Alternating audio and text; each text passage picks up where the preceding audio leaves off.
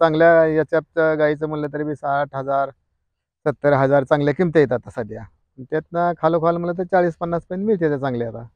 पण मी काय केलं ते दुधाला भाव नसल्यामुळे दुधाला सगळं परवडत नाही. खुराकाचे रेट भरपूर आहेत. त्यासाठी आपलं हे लहान कारवडे घेऊन त्याचं संगोपन करून हे मोठे करणे. आरोग्याची ते महिना 2 महिन्याला डॉक्टरला बोलवतो. त्यांचं काय ते डोस देतो किंवा जंतावरच्या त्या गोळ्या असतात ते पण करतो. पावसा पाण्याचं निवाऱ्याला असतात बांधतो. 3 टाईम वैरण आणि 2 टाईम पाणी असतं. आणि आपल्याला दुधाला मार्केट चांगलं आलं तर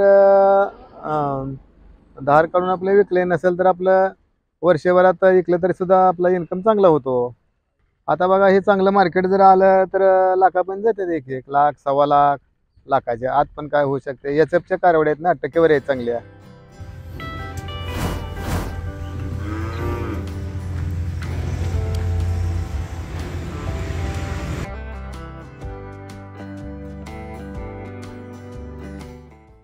चांगल्या याच्यात गाईचं म्हणलं तरी बी 60,000 70,000 चांगल्या किमती आहेत आता सध्या.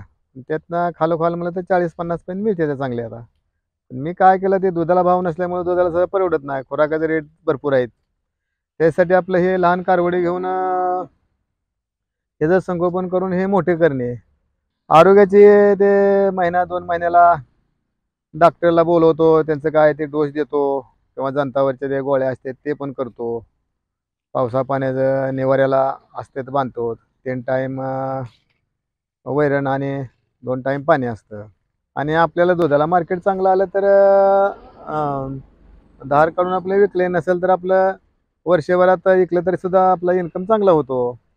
आता बघा हे चांगलं मार्केट जर आलं तर लाखापर्यंत जाते. 1 लाख, सव्वा लाख, लाखाच्या आत पण काय होऊ शकते. एचएफच्या कारवड्या आहेत ना, टक्केवारी आहेत चांगल्या.